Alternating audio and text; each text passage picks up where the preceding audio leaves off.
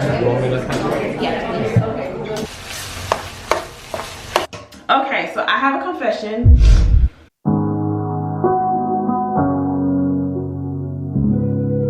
Good morning, you guys. Happy Saturday. It is about 7 o'clock and we are getting ready to go to my sister's first time teaching a facial class. I'm tired, but I'm excited.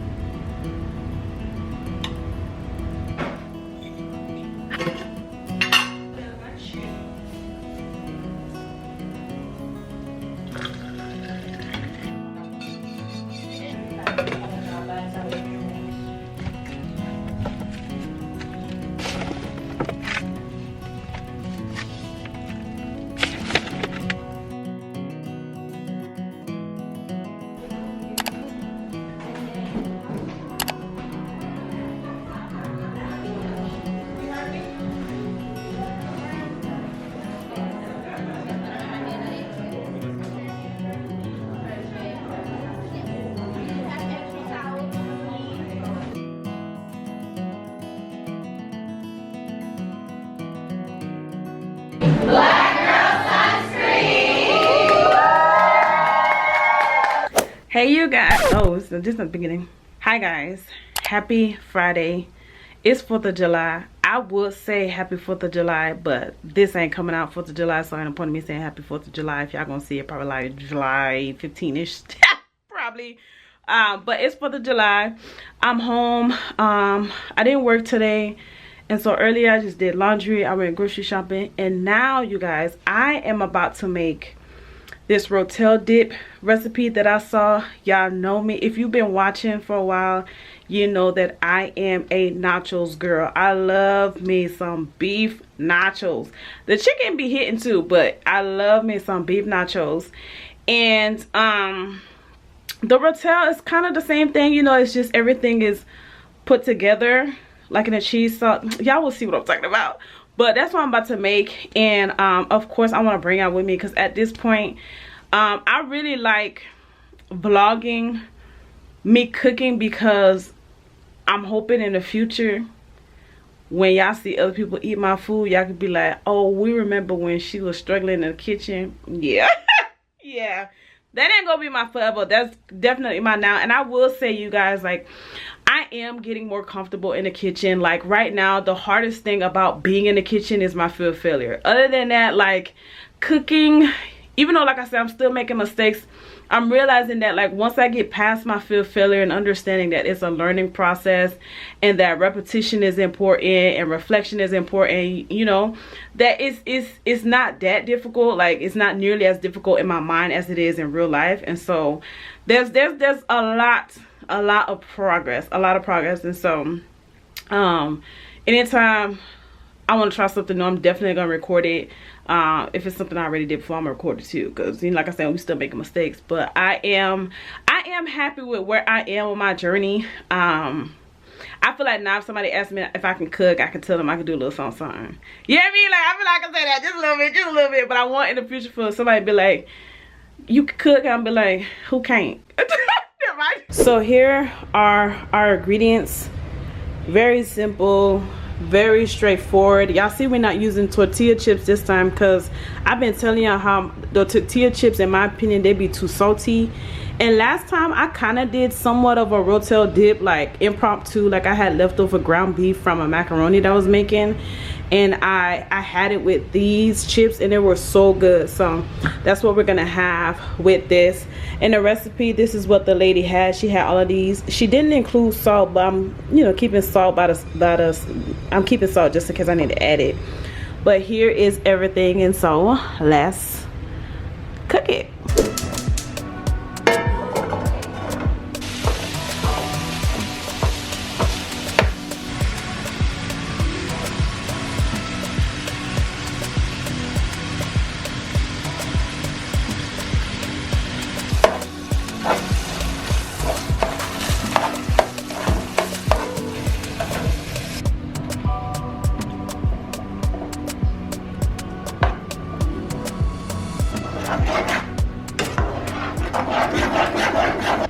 hartshorn because it tastes good, but I feel like if you add just a little bit of salt, it'll taste even better. Oh snap, it's popping. But at the same time, like, I'm wondering if we shouldn't, because the rest of the salt will come from the chips. Maybe that's been my problem this whole time, you know what I mean? But it does, surprisingly, it tastes good. I told y'all in the video, she didn't put salt as one of her ingredients. She just said garlic, onion, and complete seasoning.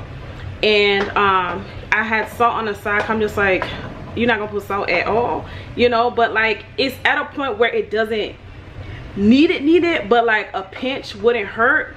But then again, like I said, there's a fine, very thin line between salty and saltless. And so I think I'm gonna just leave it like that. Let me taste it one more time, hold on. But at the same time, it's like, first of all, things really came out well, and I feel like it's because I followed directions for this time. But yeah, I feel like I'm not adding it.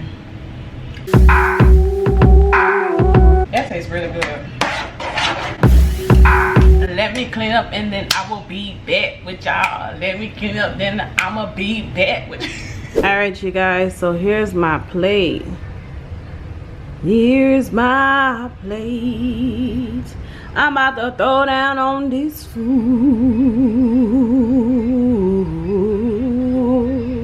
Let's do a taste test. I mean, I know I like the chips and I like the dip, so is this really a real taste test? Oh, get on the chip.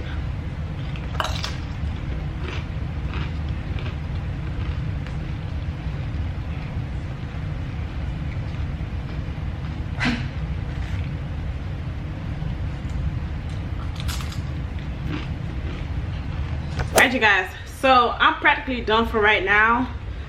I did eat a good portion. Now my honest rating is good, y'all, don't get me wrong, it's good, but I am a little disappointed just because I thought I was gonna like it more than what I normally do, and I don't. I think they're honestly both in two different lanes. So this one is good. If I'm craving it, we'll make it, but I can definitely see me craving the other way that I do it a lot more. But overall, it's good. You guys, it's probably at least been 2 weeks since the last clip. Okay, I have just been working, and I'm about to share a little bit of what's been going on. So you guys, well, first of all, I had a bob in. If y'all can remember from the last clip, I had a bob in. It's been about 2 weeks.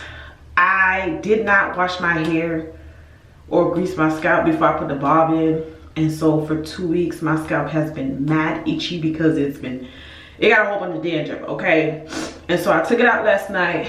I don't want to wash my hair until Saturday because there's a style that I want to try for church.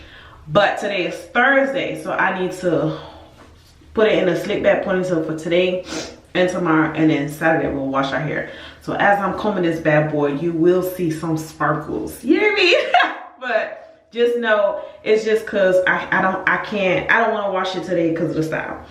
But okay, so I have a confession. If you've been watching for a long time, you saw probably about 2.5 to 3 years ago, I got Jade, my car. I have been miserable. Y'all, I have been miserable since that car came into my life, okay? And so I'm here to kind of just confess and, you know, talk about what God has done for me. But let me start off here. So the car that I had before Jade, it was my mom's car. It wasn't mine. And that car did not have AC, and it didn't have like anywhere for you to like plug up your phone and play Bluetooth. It just wasn't, it was an emergency car. Like we was in 2019, I lost my car and my parents lost their car. And in 2019, they were able to buy Tyreek for $1,900. So we got $1,900, you know, worth of a car. Like it drove and stuff like that, but like, you know, it didn't have AC and stuff like that. So I suffered in that car for about 3 years. And then the year when I finally gave up on it, it needed a starter. We were assuming that it needed a starter, But because like I didn't feel like the car was worth putting anything into, I said, you know what, I'm not putting into the car. I'm finna just go get me a car note. So for a month I was sharing a car with my siblings and my mama, and it was just very difficult for me. I wasn't happy. And so I said, you know what, I'm just gonna start looking for a car so I can make a so I can, you know, I'm gonna do payments, but I'm gonna have my own car. So boom, almost every dealership that I went into, when I told them like that I was like a grocery deliverer and stuff like that, they said that first of all, I wasn't making enough, and they said that with my job, lenders qualify me as a risk taker, because they're saying that since I drive to make my money, that if something's wrong with the car, I won't be able to make money and pay them. So no one wanted to really lease out to me. So I still kept looking, and then I found this one car that I liked. So I asked my brother to go with me so that he could potentially sign with me. So I saw this blue car and I went to go look at it. When I got there, they were like, the car is no longer there, but we have something else. And so I said, all right, bet that up. So they brought Jade out to me. We test drove it and everything, and I was just like, yeah, I really like it. You know, especially because, hold on, because I literally tried to put everything out here just so that I wouldn't have to leave. Hold on. But yeah, as we were test driving it, I was like, yeah, this is cool. And really, y'all, I felt just a little bit of something in the way that she drove, but I was just like, maybe it's just me. And I was like, I need a car. So like, if they're gonna give this to me, I'm gonna take it. So they go in there, you know, they tell lenders, blah, blah, blah, there's somebody that needs a car, where I lend out to her so, you know, she can get this car type stuff. And nobody wanted to lend to me because of my job. So then they came in and they said, hey, we found somebody that said yes to you.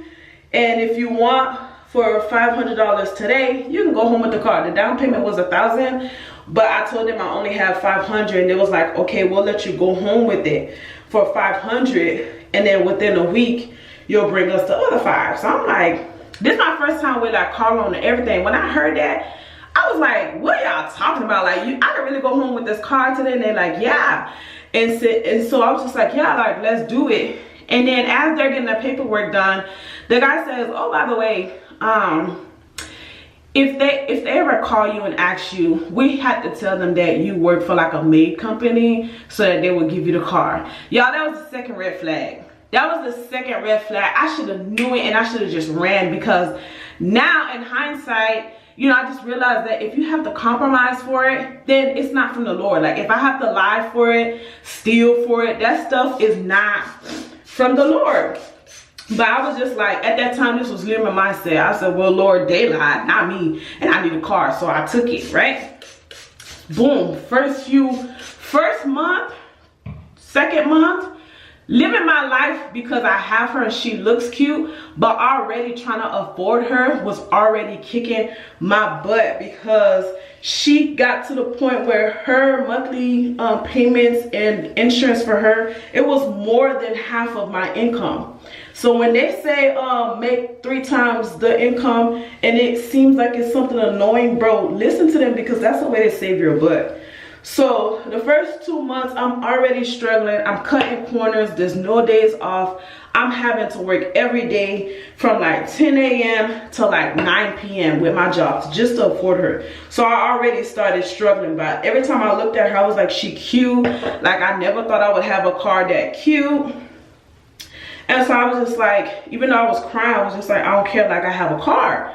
So fast forward to month 3, the check engine light comes on. And so I bring it back to them, because I'm just like, I had a warranty. So I'm just like, there's a check engine light on a car. And for me, I didn't know, like, the real reason too why I decided to go for a car loan is because I feel like all I've had was car problems. And my brother was paying a car at that time, and he wasn't paying no no, he wasn't paying high for his car note. So I was like, I'm finna just go get one. But to see the check engine light come on at month 3, it blew me. So I took the car back. I took the car back and I told them, hey, the check engine light is on. And they're like, okay, we'll take a look at it for you. And then there's this sensor on the car. They said, oh, it's just dirty. We cleaned it. You should be good to go. It gets dirty when you drive a lot. I'm like, okay, I drive a lot, so whatever. So they fixed it for me free of charge. And then I went back to my schedule of working long days and all that stuff to afford the car. The check engine light comes right back on. Probably like a month and a half later, and I tell them, hey, the light is back on. And they were saying something like, I think they fixed it again. But then like after that time of taking it to them, they were kind of just like, you kind of have to do everything on your own, because they gave me like $1,000 worth of like services that I could get for them for free. And they're apparently after those 2 times, plus I did go get 1 oil change from them, they said, all right, you reached your max. So now I have a check engine light and stuff like that, and now it's on me to fix the car. And I personally did not like their treatment of me. You know, I definitely feel like they were nice to me before I signed, but after I signed, I feel like I didn't really mean much to them, which really hurt my feelings, y'all. It hurt my feelings big time. So yeah, fast forward, so now we have a check engine light for that same sensor. And so I go to the dealership because for me, I always said that if the car has a check engine light on, I don't want to just keep riding on it. I want to go fix it, because one of my fears is for the car to just stop while I'm on the road. Like I don't like that whole experience. So, you know, I'm trying to get rid of the check engine light. I take it to the dealership and they're saying, yes, it's a sensor. And to get the sensor fixed is $800. And then they're saying you need new brakes, you need new rotors, and you need new tires. And so I'm looking at them and I'm like, whatever, it's the dealership. They're probably just trying to make money off me. Long story short, I was prolonging all that stuff and everything came at once. The dealership, they were not lying. But the point that I'm trying to make is, since 3 months after I've gotten a car, I have had issues with my car sensor. And so I've even had issues with the battery. I became a mechanic, you guys. I became a mechanic. I have a toolkit and everything because I just had to keep working on the car. Mind you, I'm working on it. I'm having problems with it. And I'm still paying half of my earnings on the car every month. And so it was just a terrible experience. The last go around, the car was just shaking like terribly. And I think I got a video. I'm going to put it up on here if I didn't delete it.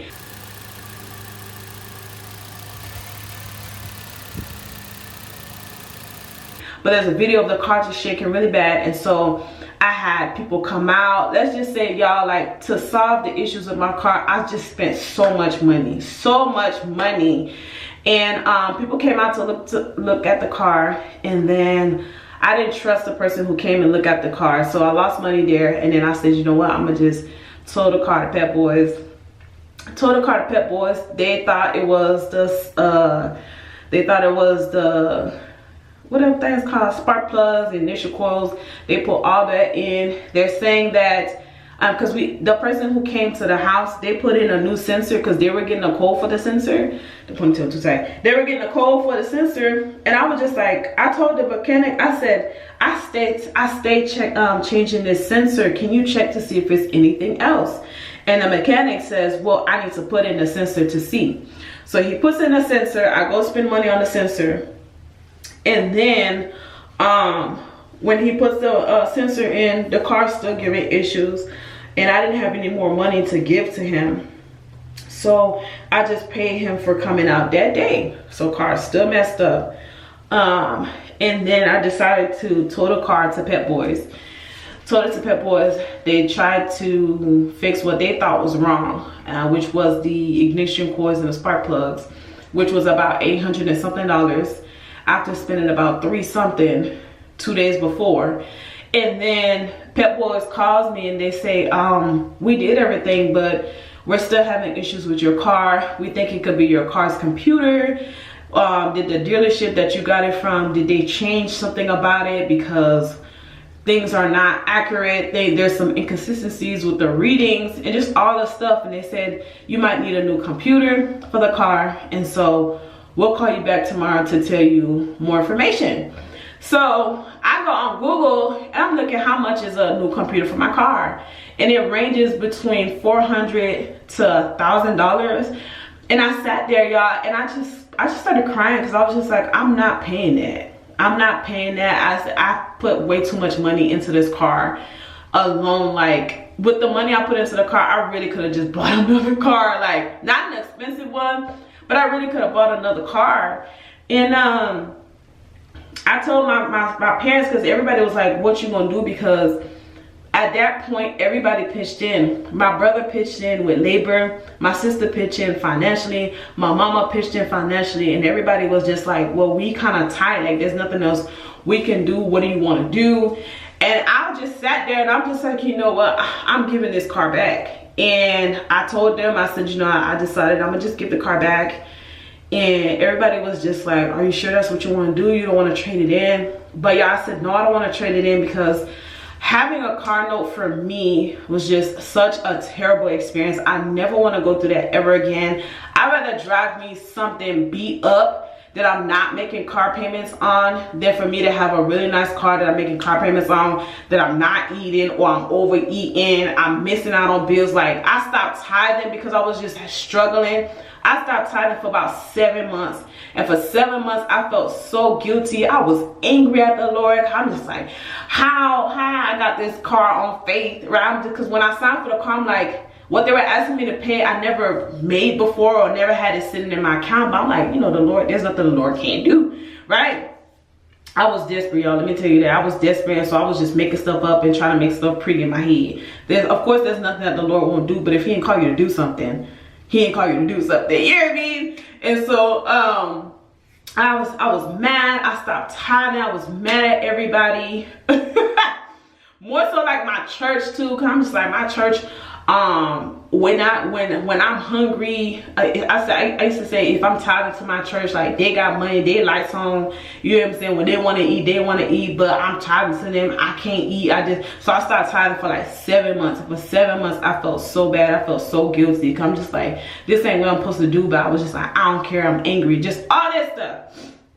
Eventually we got back into tithing, because as I was not tithing them 7 months, that's all everybody kept talking about. That's all the pastor kept talking about. That's all, because I was also looking on YouTube for just, because I wanted to be encouraged. So I was looking on YouTube for videos about financial testimonies, and people kept talking about tithing. So I was like, oh my goodness, can somebody else talk about something other than tithing? So eventually I did get back into tithing. But I was still struggling. Like, things weren't, like, I was making it, but I wasn't making it at the same time. The $1,000 miracle that I told you guys about in like a few videos ago, I used that $1,000 miracle to pay the car note. That's one of the reasons why I was asking the Lord for the money. Like, I was just struggling that entire time. So I was just like, yeah, I'm not doing this with the car. I don't ever want a car note ever again in my life. I was telling the Lord the other day, there's trauma in that area. I need to be healed before I can even touch another car. So I gave the car back, and it's probably been about two to 3 weeks, and I have been happy. When I tell y'all, I feel physically light, I feel mentally light, I feel emotionally light. Like, I literally feel like I got my life back, even though I do not have a car. Like, I literally felt like I have my life back. I feel like I'm laughing again. You get what I'm saying? Like, I feel like I'm dreaming, because I stopped dreaming, like, you know, to dream about like having my own apartment, even a boyfriend, because I was just like, what's the point of me having a boyfriend? Like, I don't even got like no type of money to spend on him, because I felt like the car was just taking everything that I had. Like, it was just taking everything that I had. And then I shared this with y'all before, like, of course I could have just went and got another job, but I don't feel like that's what the Lord called me to do. I do believe that the Lord called me to what I'm doing right now. And so so that wasn't an option, but I definitely would go on Indeed every now and then and see what's up, just to see what's out there, but would always feel bad, because I know that that's not what the Lord was telling me to do. And it didn't take long for me to realize that I was in the situation that I was because I did something that the Lord did not tell me to do. He did not tell me to go out there and get a car note. I just felt like I was desperate, and why wouldn't I go get a car note? So yeah, I feel so much better right now. I am sharing a car with my sister, and I'm working to save up money so that I can go get me a cash car. I was already telling my sister, like, I'm done like desiring like these fancy cars. I'm done, because when it's all said and done, they all have problems. They all eventually you're gonna end up in the mechanic shop. And this is not to be negative, but I feel like before I got the car, like I had this mindset that, oh, okay, since it's newer and you know I'm making car notes on it, I'm not gonna have any problems, or if I do, it's gonna happen like maybe 5 years from now. My desire was to at least go 2 years without having to repair my car. In 3 months I started. So like I said, I definitely feel like there's some trauma in that area. Like when I tell you, I don't care nothing about nice cars no more. Like I don't care who got it, I don't care who roasted me for not having one. The way that I was struggling, I became a prayer warrior too. I will say that I was struggling, but I really did. I grew spiritually because of the struggle. Like it was just so bad that I had no choice but to cling to the Lord. In 2023, the car and the difficulty with the car was part of the reason too why I was suicidal. Like it was just bad, but I definitely became a prayer warrior because of the car. I do feel like God made me a better steward of my finances because of the car. So there's definitely some wins, but it was just so stressful. And I really wanted to share because, you know, sometimes, especially like with the world we live in now, when you see people have nice stuff, like I'll speak for myself, sometimes I'll be like, dang, like how they got that, or like I wish I had that. Like, you know, what do I have to do to get it? And you know, you get a little jealous. But it's like, after going through that, I don't care who got a nice car. I don't care who got a nice house, because I just realized that, like, you know, we see all the glitz and glams, but we don't see all that goes into getting that thing. We don't see all that goes into keeping it. Y'all didn't see it with me. I told y'all that I was struggling, but y'all didn't know that it was because of my car. Y'all did not know that, but y'all definitely saw clips of me washing it, vacuuming it. You know what I mean? So it's just like, now I'm kind of like, I don't really care for that stuff. Like, I don't care if somebody else has something nice. I hope that, you know, they have sanity as they have it, because I practically lost mine. If it had not been for the Lord, I would have been insane. So I definitely just want to encourage y'all, like, you know, just be mindful of like your desires and you know, desiring things that people have, because you really just don't know what's going on behind closed doors. Like you don't know that some of them probably can't sleep, right? Some of them, like you'll see some of them like me gain weight, and you probably think life is good and I'm overeating because I'm struggling. So I would definitely say that, like, don't be fooled by social media. Like, it's not real. It's not real. Some people really got it, I'll say that, but like I said, you don't know what their mental state is like as they have that thing. You have no idea what it's like, and mine was not good. And I just, because of my experience, like I said, I doubt I'll be envying anything somebody has, because it's just like, if I can't afford it, that's fine. I'll pray for it and wait until I get it. But other than that, nah, I'm good. I'm just mind my business over here. But yeah, y'all, so I gave the car up. That story is over. There's a lot of mess that I gotta clean up. I got a whole bunch of debt that I gotta figure out. Just all bad. So if you're ever desperate, please don't make a decision. If you are desperate, do not make a decision. If you're desperate, just take some time, pray to the Lord, ask him what he wants you to do research on the subject. Just really take your time. But if you are desperate, please don't make a decision, because I made a decision based off my desperation, and I almost lost my life. I almost lost my life.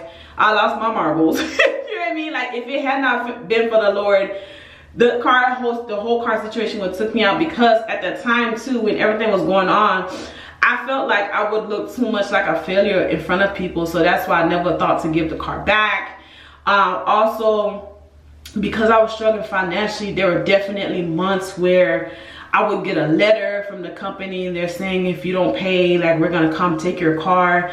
And I got in a habit of like looking out in front of my front yard and thanking the Lord that the car was outside. There were times where I was late and I got the letter, and I could be at Target just chilling, and you'll see one of the trucks pass by, and I'm just like, oh my goodness, like, that would be so embarrassing for them to come get me. So it was just too much. It was too much. There were times where I was shopping an order for a customer, and I said, bro, that would be so embarrassing if I got outside and the car's not there, you know. But it was just like, I was late on my payment, so it could happen at any moment. So it was just too much for me. I struggled, I suffered, and I am so glad that I was able to give it back. And you know, of course, I'm still gonna have to make some type of payment, because they say they're gonna sell the car, and then whatever's left over, I gotta make payments. And my daddy, he was really sad about that, but I told him, I don't care if I still have to make payments. I'm just done with that stuff. Like I just need that I just needed a break. It doesn't feel good to have something and to pay for it monthly, to put in gas, to do oil changes, all this stuff, and it's not yours. It's not yours, and at any given point, like, they can come take it. Like, that was just the worst feeling ever. So I was just like, I'm just done with that. Like, I just don't even want to deal with it. So Jade is no longer in my life. I'm happy. I feel free. I feel like running, y'all. And I've been saying that for a long time. Like, I just feel like running because I just feel so much lighter. And so yeah, I definitely wanted to and tell y'all the story, especially because there might be some videos where y'all see me in a different car, and I wanted to, you know, let y'all know, hey, it ain't mine. It ain't my car. I don't have JD anymore. But that's my story. It was just, like I said, a terrible experience. I feel like good things only came out of it because of the Lord. But yeah, if it had not been for him, it would have been over with for me. Just over it.